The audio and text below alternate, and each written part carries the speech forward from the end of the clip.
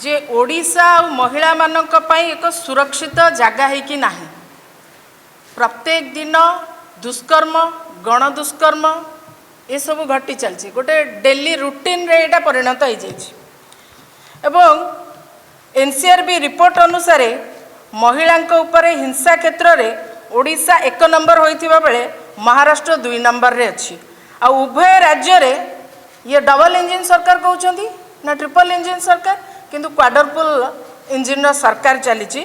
किंतु ये दुईटा एक स्टेट रे भारतीय जनता पार्टी रा सरकार अछि। Odisha crime against women 1 number, Maharashtra होची 2 नंबर। एक कथा कहिबार तात्पर्य होची जे फेब्रुआरी 8 तारीख रे सबुठु भयंकर घटना गजपति जिल्ला रे घटी।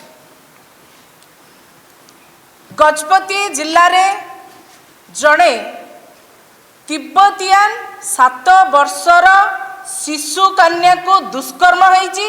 आ ए दुष्कर्म घटना सारा भारत वर्ष रे प्रथम घटना। आगुरु गुजरात रे संख्यालघु महिला को कौ भली भाव में दुष्कर्म कराई, गर्भाशय को बाहर कर दिया जाइए। एवं गर्भाशय को बाहर करिथिबा व्यक्ति बाबू बजरंगी निजको महाराणा प्रताप बोली विवेचना करिछि।